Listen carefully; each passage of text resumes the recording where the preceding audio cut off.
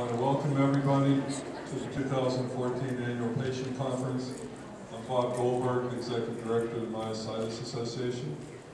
And if you don't know what myositis is, you're in the wrong room. There's a meeting down the hall to me. Seriously, we want to welcome everybody. We have a very large attendance this year, 375 patients and their caregivers. The program that we have for you is very robust. There's 85 sessions over the next 3.5 days.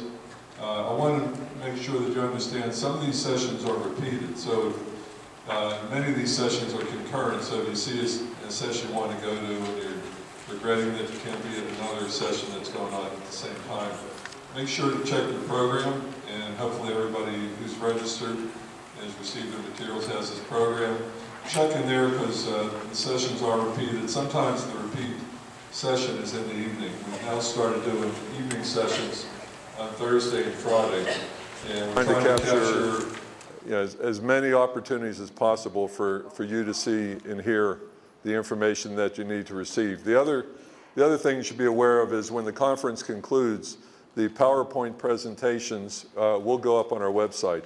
So again, if you missed something and you weren't able to catch a repeat of that session, you at least will hopefully have an opportunity to find the presentation afterward on our website. I've lost my brown leather backpack, and I don't know if anybody picked it up or not. Okay. There's a brown leather backpack that's missing. Has anyone seen it? Okay, thank you. Okay. This morning I had a chance to talk to those who are first-time attendees at the conference.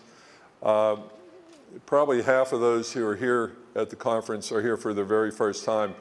We have put green ribbons on their name badge so that those who've been to conferences before can kind of keep an eye out for the newbies, as we might call them. And if you would just kind of keep an eye out if you see somebody's lost or having a difficult time, we're here to support each other. And so I would like for you to do the best you can to help those who have not been here before. The staff, TMA staff, has these neon yellow ribbons on their badges. There are 4 TMA staff, and we have 2 others who are here helping at the conference. If you have problems or questions, you should definitely stop one of us and ask us whatever you need. The other thing is the board of directors of TMA is here at the conference, and they all have black ribbons. So they too are available to help, and you shouldn't hesitate to call on them.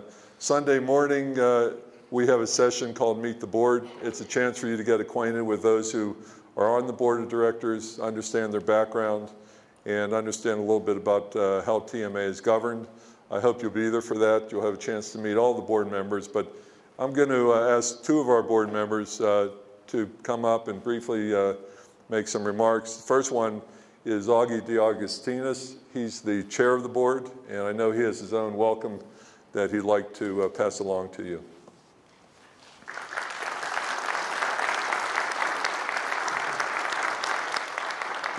That's on, or you can hold, whichever. This is fine. Can everybody hear me okay? No. All right, we'll go to the backup plan. How about now? Okay, this works. Well, welcome to Reno. I hope that everybody had a good journey in. If this is your first time to Reno, congratulations. This is a unique town. Welcome to the desert. And if you happen to step outside and you hear a loud sucking sound, that's the moisture coming out of your skin, because the humidity is only about 10%. So while you're here, make sure that you stay hydrated and drink lots of water.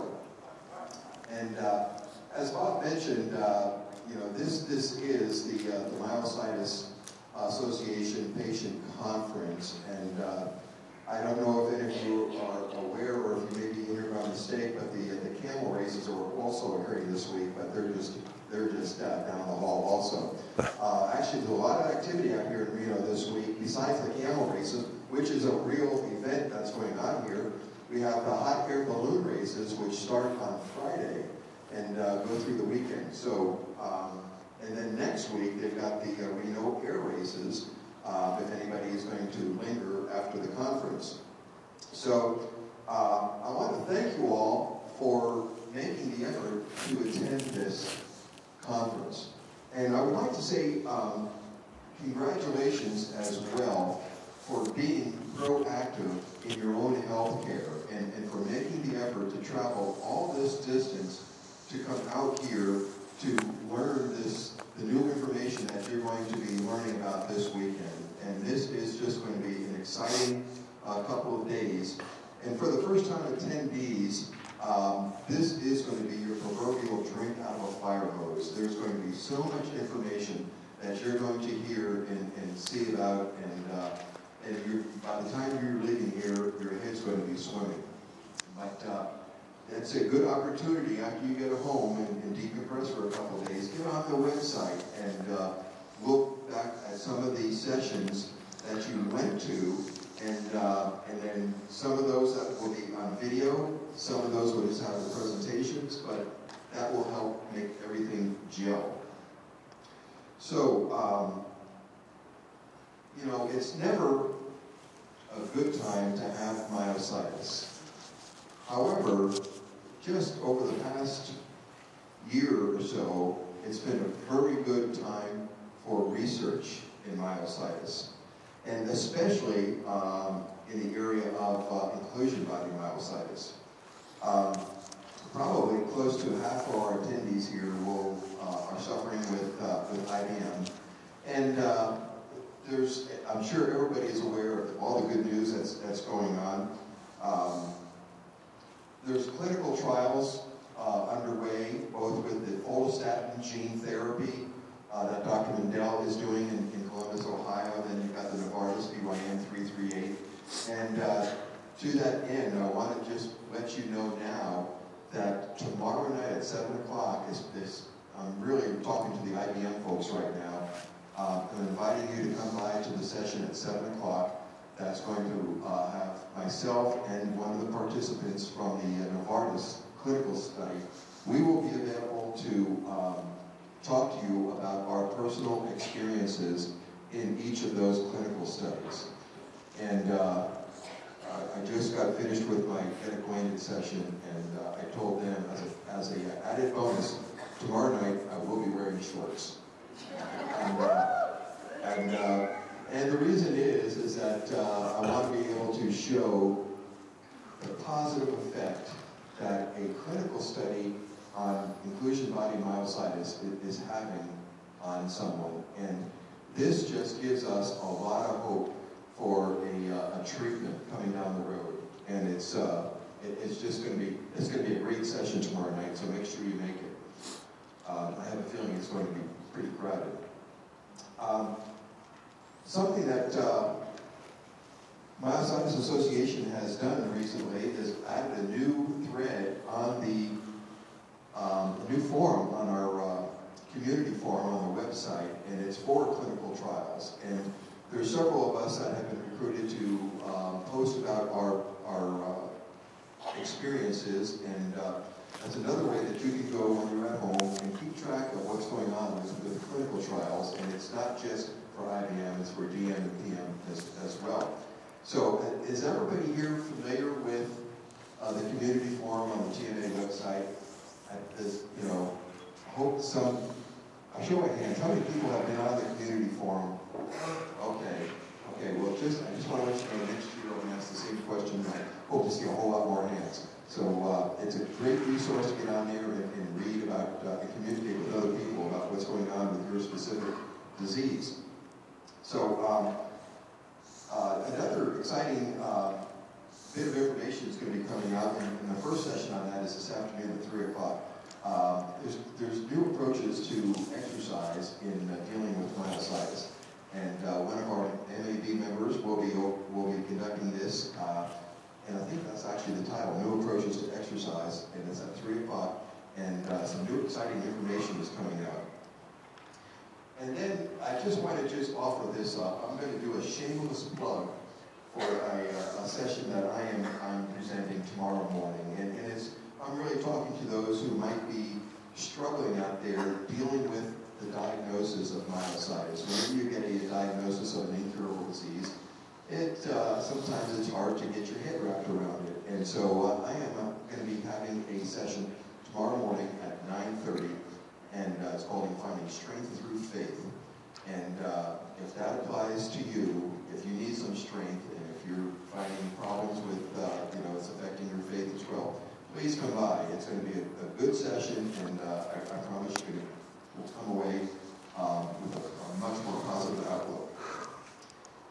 I appreciate your attendance at this conference, but the one thing I want to point out, not to overlook, is the opportunity to meet new friends out here.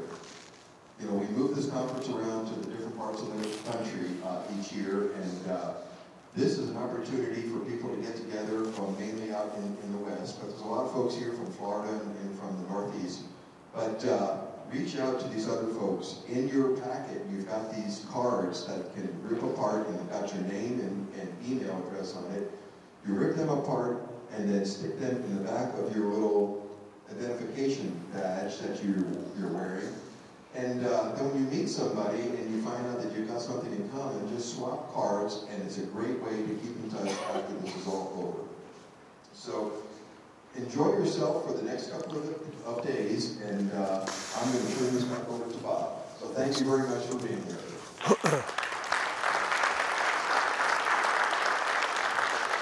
Okay, we will look forward to those shorts tomorrow. Augie, seriously, Augie is one of those who is significantly benefiting from the follistatin gene therapy trial. For those who met with Augie last year or previous conferences, you know what I'm talking about. I want to introduce Marianne Moyer. She's the chair of the development committee of our board of directors, and she has a couple messages she wants to pass along.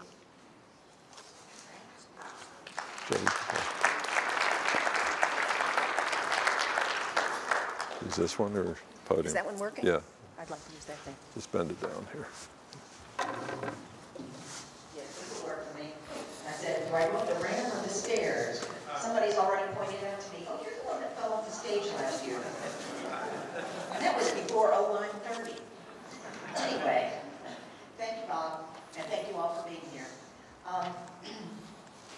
Yes, I am the head of development this year, and you don't really care too much what that means, except what I'm trying to work on is helping the Myositis Association find funding.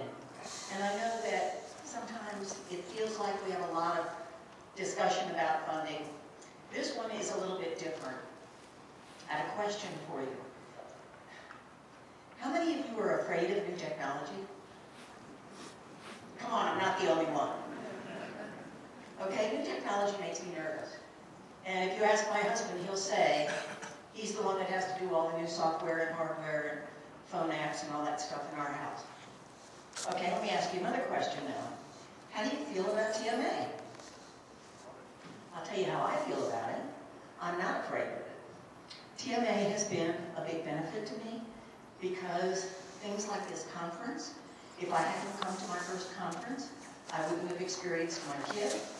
I wouldn't have met the MAB doctors. I wouldn't have been on the board. It would have been a big different thing.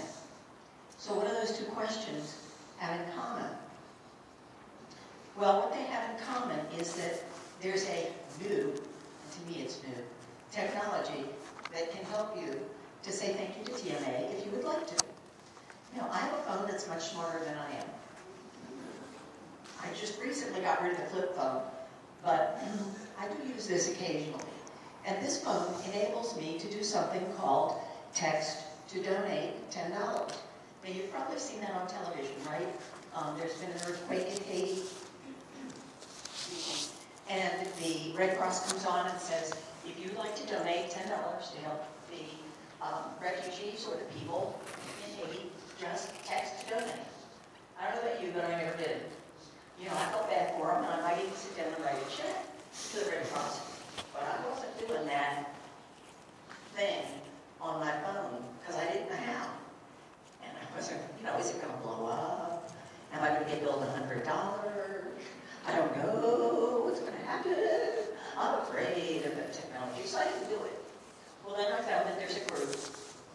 willing to help us. And what they've done is give us a text to donate $10 to TMA. So I'm going to tell you how to do it. And you don't have to do it right now, obviously.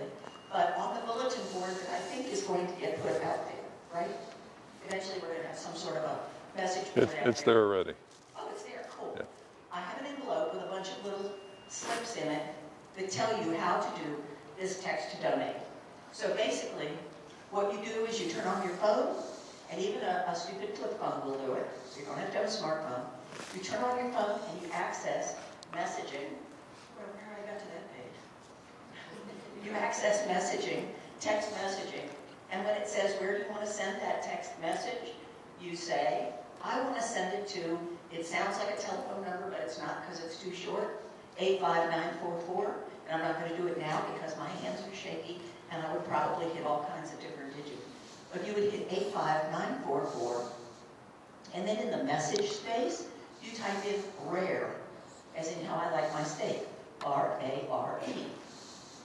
And then you hit send, and it sends you back a message. And I just found out it sends you one of two messages, because I only have one phone, I only do about one of them. It will either send back and say, if you want to donate $10 to the rare disease that you are donating for, please type the word yes. You can figure that part out and hit send. Or give us your zip code. That's their way of verifying the billing. When you hit send on that, they will send you a confirming message. And that confirming message says, you have just donated $10, and $10 will be added to your cell phone bill in the coming month. Now, why are we doing this now? What's September 21st? Myositis Awareness Day. A lot of us have taken this to be Myositis Awareness Month.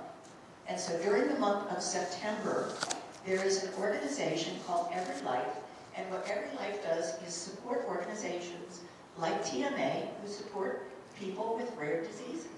I think myositis qualifies as that.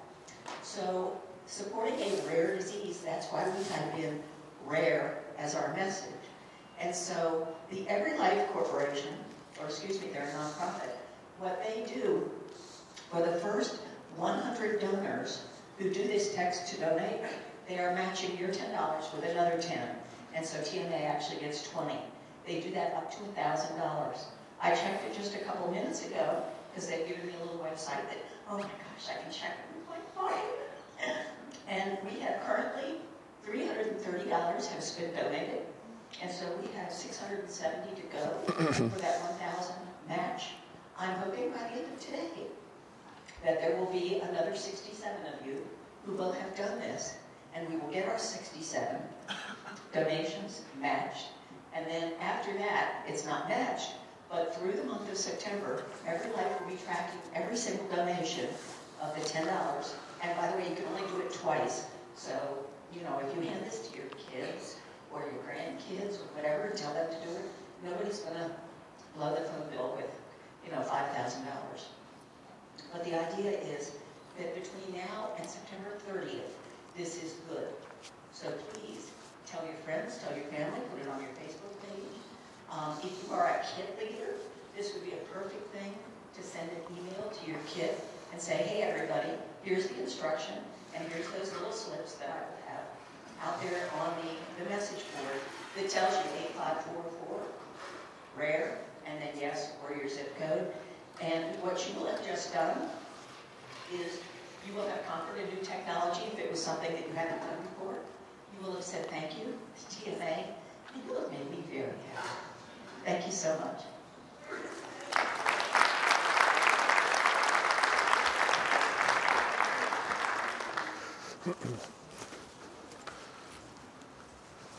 Okay. Where is it? Which message board? If you go on the home page, there's something saying text to donate. No, there's something here though that is going to be a Yeah, there's a message board that's going to be outside this room, but it's not up yet. It'll be up tomorrow. It'll just be a cork bulletin board where you can post notices, and you'll find information on how to text to donate. Okay, sure.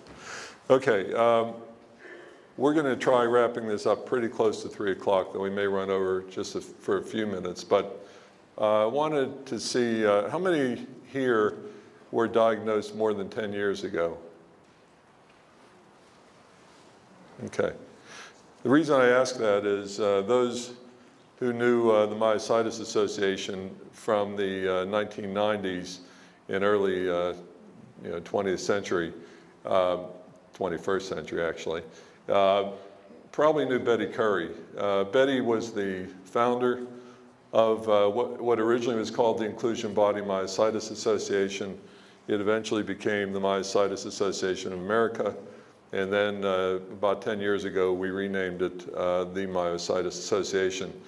Betty, for those who knew her, was a remarkable, determined individual. She was described by many as a force of nature, where if she had a goal in mind, she did whatever she had to do to achieve it.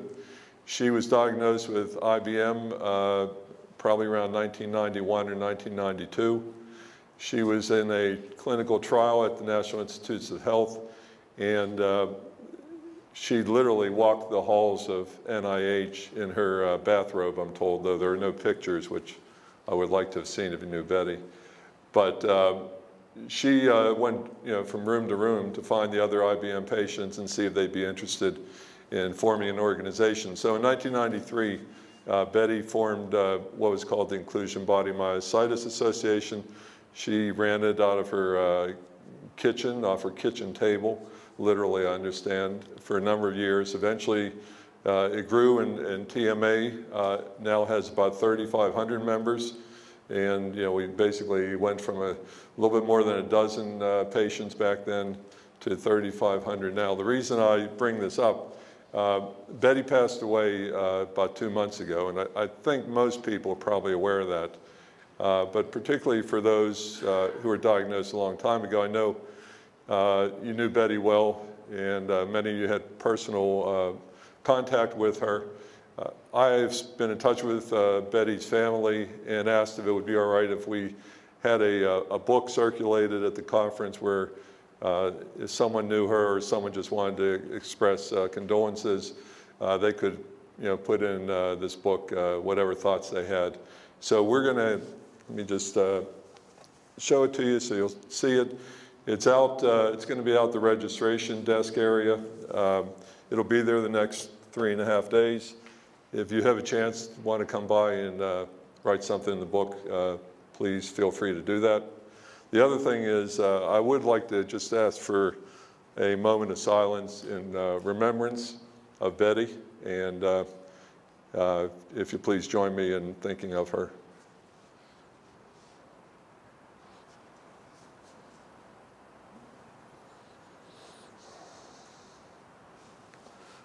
Thank you.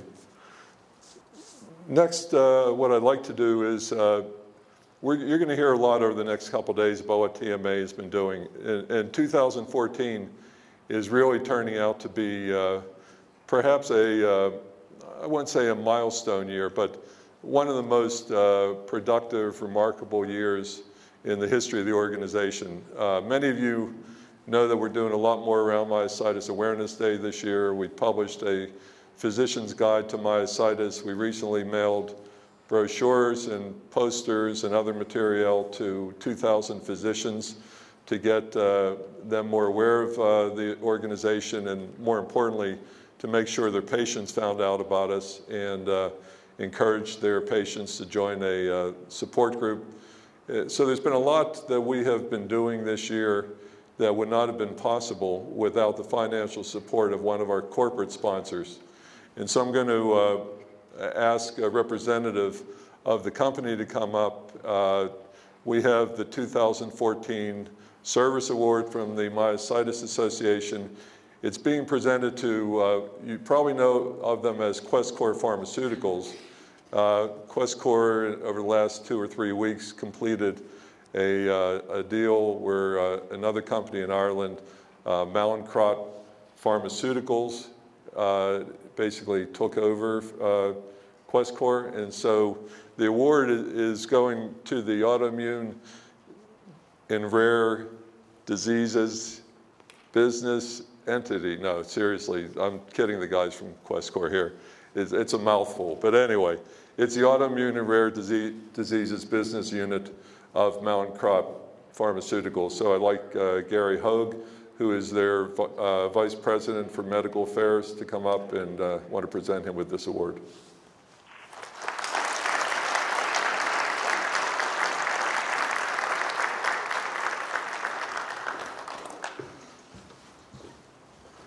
There you go. Appreciate it.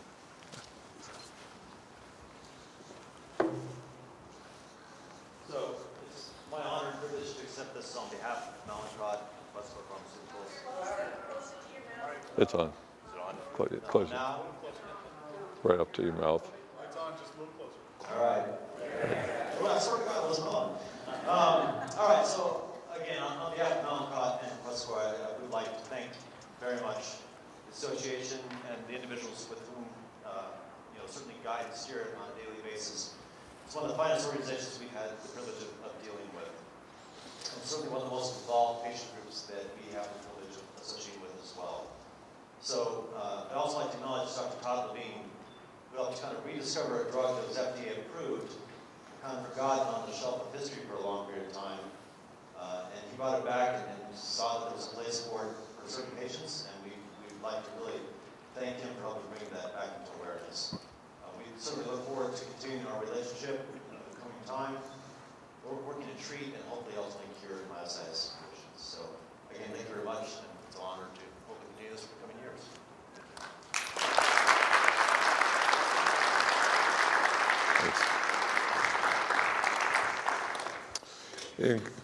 The new company, Mountain Crop Pharmaceuticals, is going to have a booth. We have about 10 vendors this year. Actually, it's 8. But if you have a chance, you ought to go by their booth, learn a little bit more about Acthar and its uses for dermatomyositis and polymyositis. Speaking of exhibits and vendors, you should receive this card in your registration packet. It lists the 8 exhibitors at the conference this year. If you go by each of their booths and ask them to initial the card, Sunday morning, everybody whose card has been initialed by all the exhibitors will have their card put in a drawing, and the winner will receive an iPad as a prize. But more importantly, we want to acknowledge and support those who help us. And Questcore Pharmaceuticals over the last 3-4 years has been really a real shot in the arm to the organization. And the other vendors who are here as well all have supported us in one way or the other, aside from having an exhibit booth. And so I hope you'll take some time to express your gratitude for their support. I'm going to run through some logistics here, and then we're going to wrap up with a short video. So bear with me. I just want to cover a few things that you need to know. As you already heard, it's going to be a very busy 3.5 days. We have a hospitality suite, which is ballroom 12, which is at that corner of the, on the other side of that wall, that corner of this ballroom. The hospitality suite is basically open from 7 a.m. to 10 p.m. There are breaks where it's going to be closed. I think it's open 7 to 10 a.m. and then it's 2 to 5 and then 7 to 10. It's there just as a place for you to go and sit and relax. There'll be refreshments in there, non-alcoholic refreshments. The others are downstairs. But it really is there for you to just take a load off your feet, talk to others, and hopefully it'll give you a break from the conference.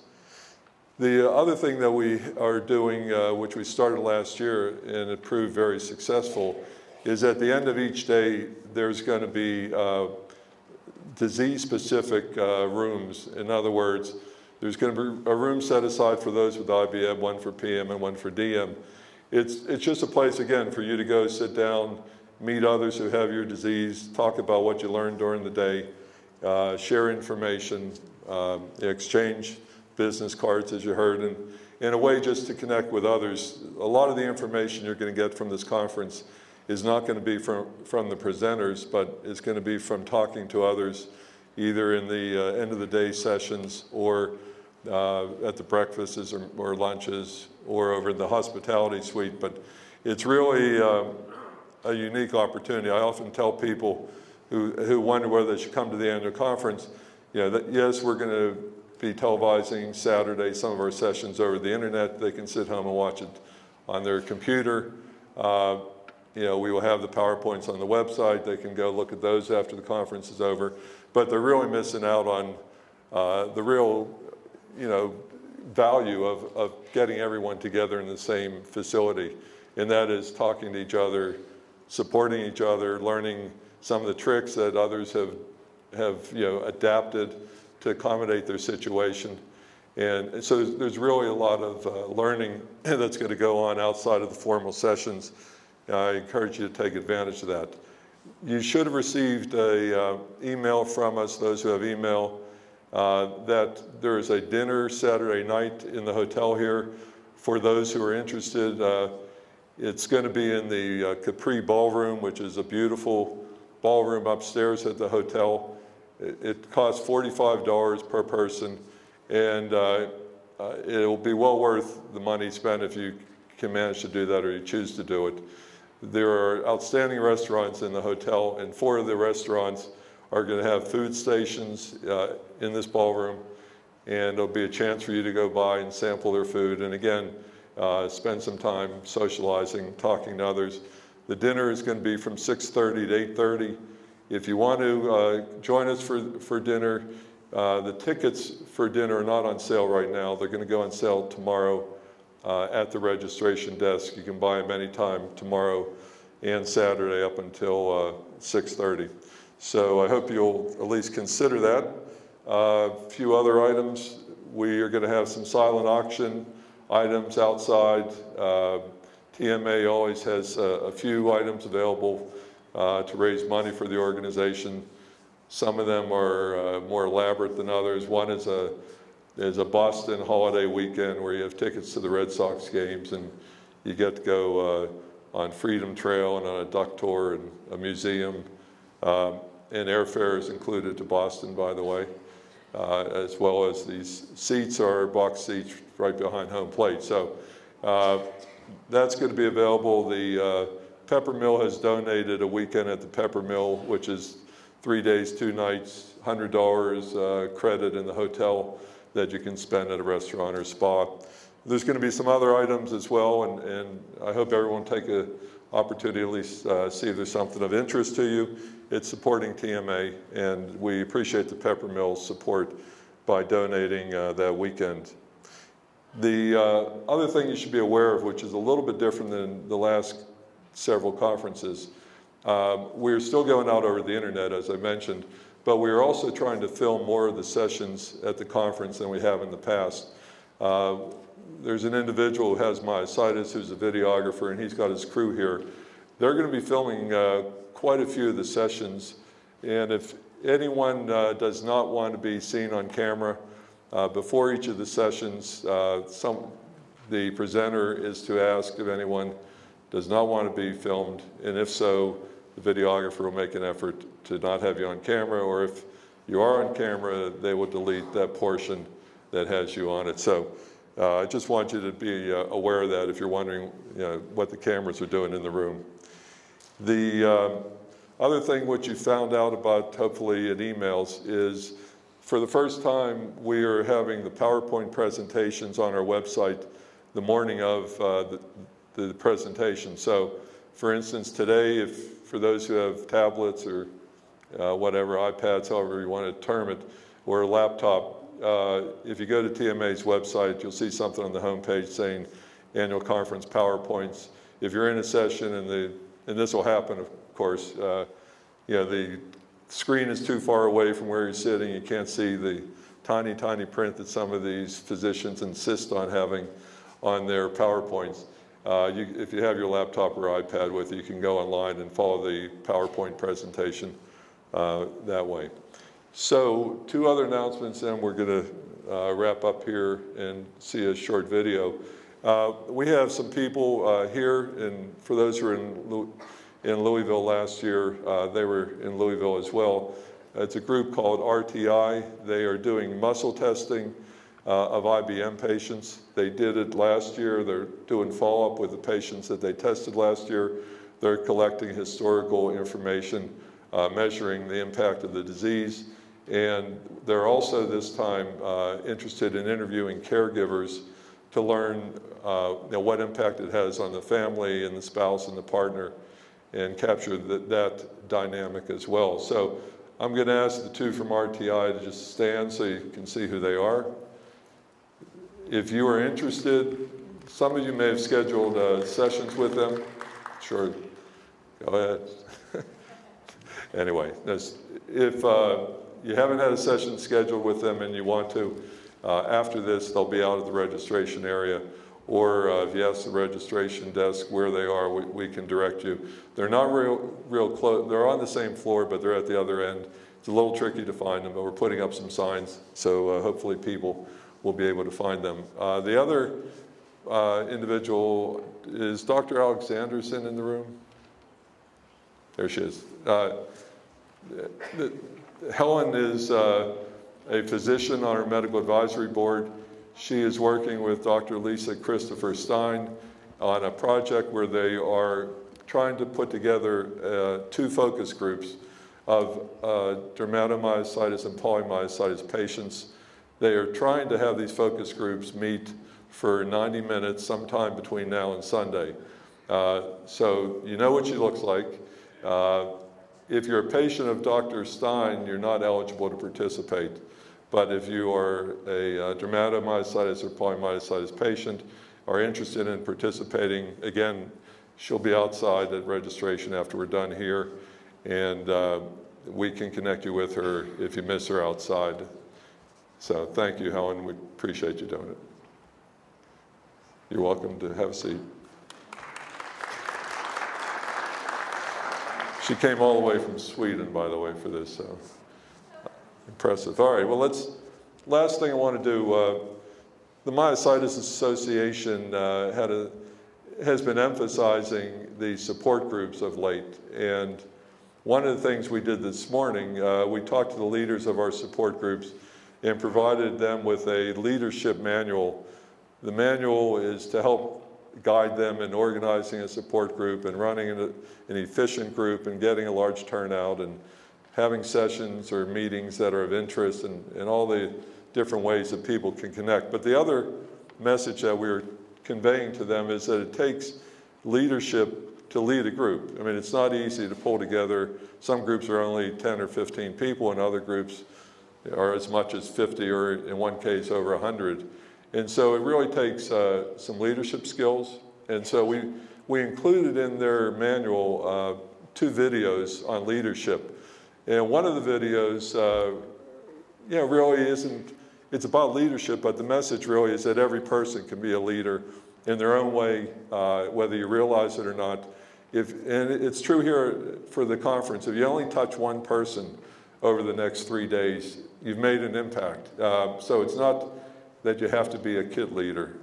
It's just individuals going out of their way to do something for others. So I do want to run this video. It's about a 5-minute video, so we're going to wrap up just a few minutes after 3 here. But I think the message is timely and relevant to what we're doing here, and hopefully everyone will get something out of it.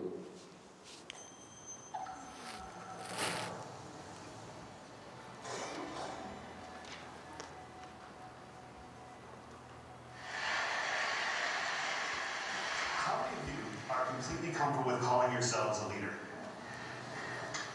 See, I've asked that question all the way across the country, and everywhere I ask it, no matter where, there's always a huge portion of the audience that won't put up their hand.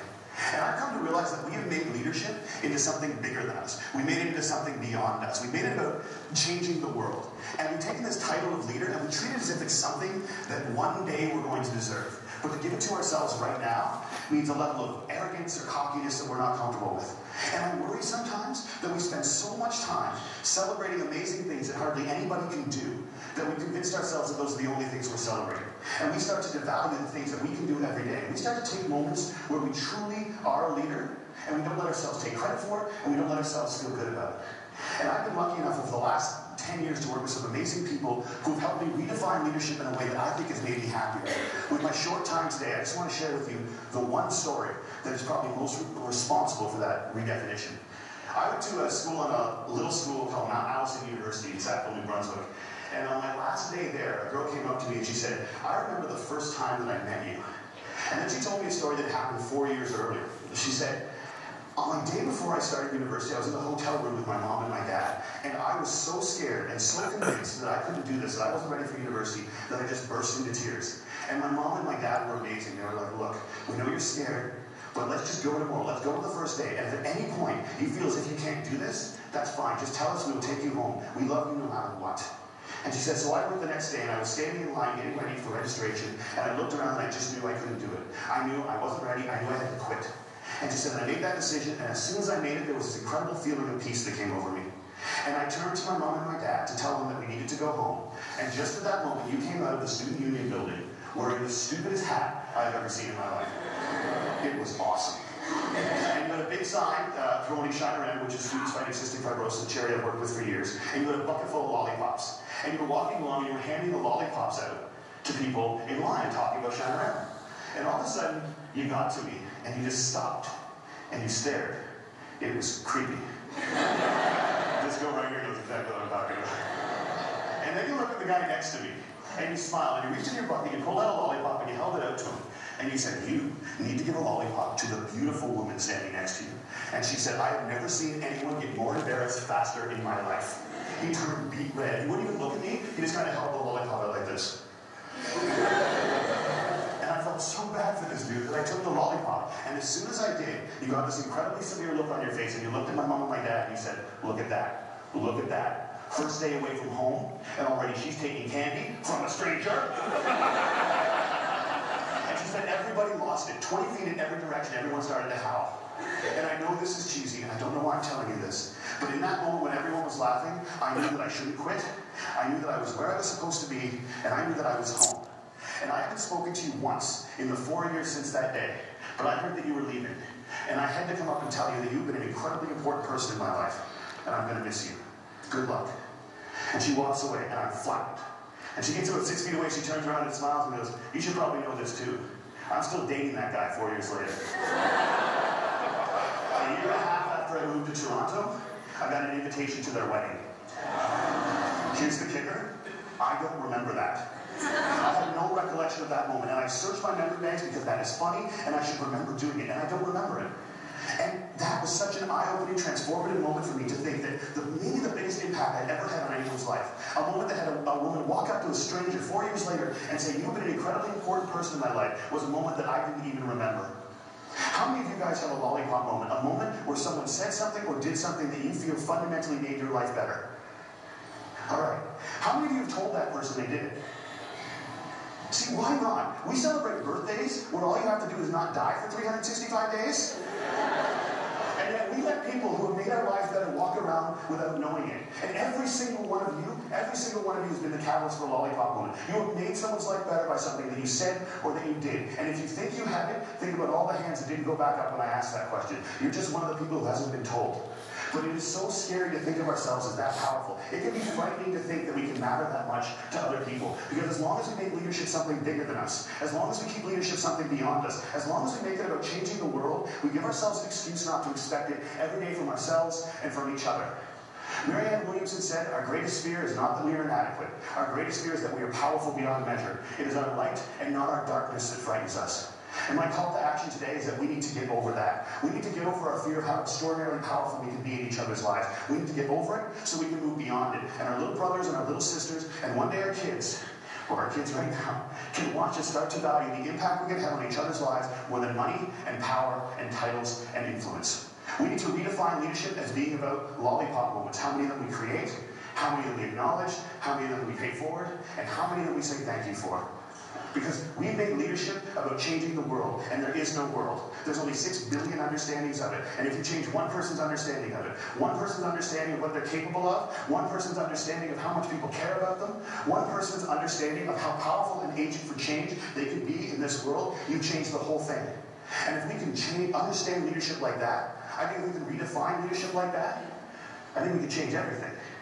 And it's a simple idea, but I don't think it's a small one. And I want to thank you all so much for letting me share.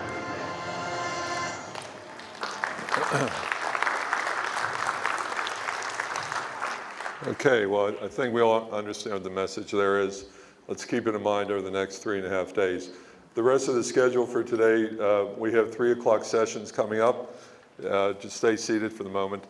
The ballrooms to my right are where these meetings are taking place. Some occur to the left, but the majority of them are over here the next 3 days. At 5 o'clock, the end of the day sessions where you can meet with others who have your disease will be taking place. And then we have evening sessions at 7 o'clock tonight.